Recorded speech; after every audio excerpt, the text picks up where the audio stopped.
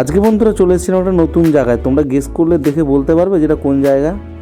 যারা গেস করতে পারছো না তাদেরকে বলে দিই, আমি গেছিলাম আজকে মালঞ্চর আড়তে, যেটা কলকাতা থেকে প্রায় 40 থেকে 45 কিলোমিটার দূর। গাড়ি যখন ঢুকাই দুপুর 2টোর সময়, গাড়ি পার্কিং করে একটু আড়তের ভেতরে ঢুকে তোমাদের দেখাতে যাই যে এখানে না আসলে জানতেই পারতাম যে এত সস্তায় মাছ পাওয়া যায় আর এত টাকা। আমি শুধু মাছ দেখে শুধু ভাবছি কোনটা ছেড়ে কোনটা কিনবো, বাড়িতে খাওয়ার জন্য, বিক্রি করার জন্য। যারা মাছ ব্যবসায়ী বন্ধুরা আছে তারা এসেছিলো আমার গাড়িতে ভাড়া করে গাড়িটা, যেহেতু তাদের গাড়ি আজকে বন্ধ ছিল মার্কেটের, তো সেই কারণে আজকে এসেছিলাম মাছের আড়তে। তোমরা দেখলেই বুঝতে পারবে কী পরিমাণে টাটকা মাছ তখন উঠেছে সবে মাত্র। আর সেই সময় আমি দেখার মধ্যে সব থেকে আমার বেশি আকর্ষণীয় লেগেছিল মাছের আড়তের ভেতরে যে গলদা চিংড়ি আর বাগদা চিংড়ির মার্কেটটা। এত সুন্দর এত টাটকা মাছ, মনে হচ্ছিল কি যে আমি মানে চোখ জোড়াচ্ছিল না, যে আরও মনে হয়নি এরকম মনে হচ্ছিল। কিন্তু টাকা কম নিয়ে আসার কারণে আমি বেশি মার্কেটে অনেকক্ষণ ঘোরাঘুরির কারণে প্রচণ্ড পরিমাণে খিদে লেগেছিলো, তাই দুপুরবেলার খাবারটা আমি হোটেলেই সারি।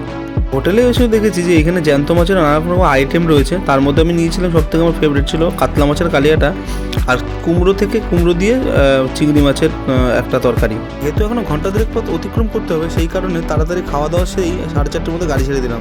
মার্কেটে ঢুকতে বিকেল 5:30 থেকে 6টা বেজে গিয়েছিল।